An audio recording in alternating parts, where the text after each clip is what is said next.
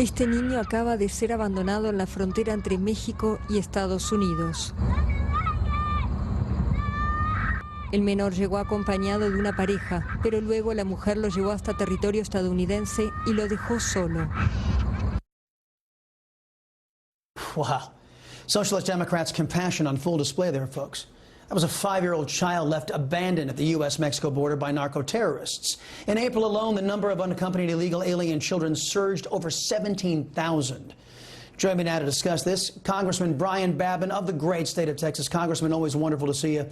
That video was only the latest example. Now, we've seen kids in cages. We've seen kids being thrown over 14-foot fences, children sleeping in the dirt on Texas ranches. That's the Democrat Socialist Party idea of compassion. Yes, Congressman? Absolutely. You've seen it in living color.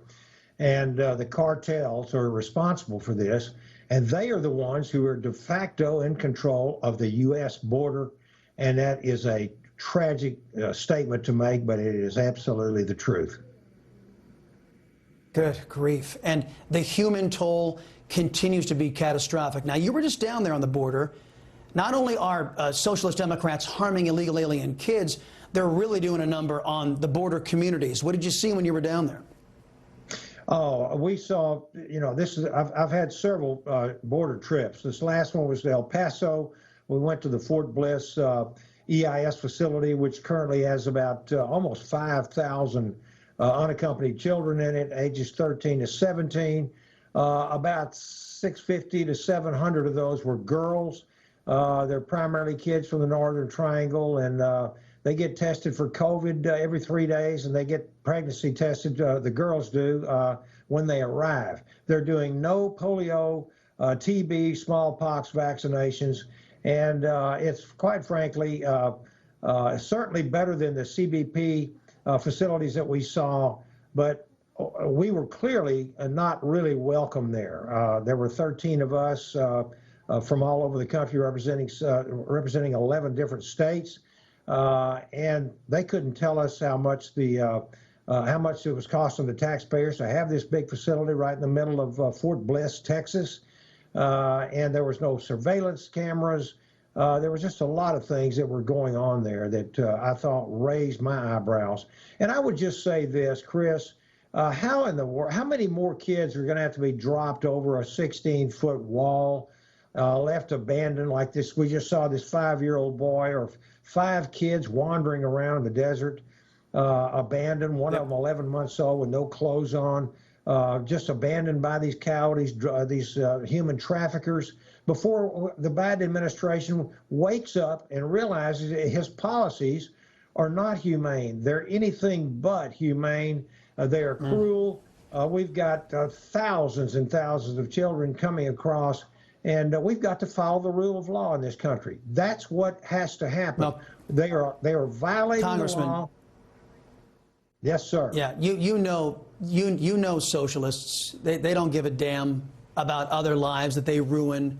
They don't give a damn about the safety and security of the United States or these illegal aliens. There's only one language they speak, and it's power, and that's why they can look the other way while an unmitigated disaster hits the state of Texas. And speaking of which, Texas Governor Greg Abbott declared a disaster in the Lone Star State. He was on my radio show earlier today vowing action against those who were illegally getting into the United States. Listen to this.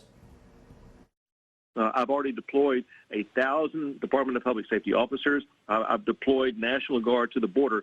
But we are giving these officers more tools to make it easier to arrest more people. Now we will be arresting pretty much anybody who comes across the border. People coming across the border may be thinking they're going to get a free pass by the Biden administration. They will not be getting a free pass by the state of Texas. Congressman, what say you to that?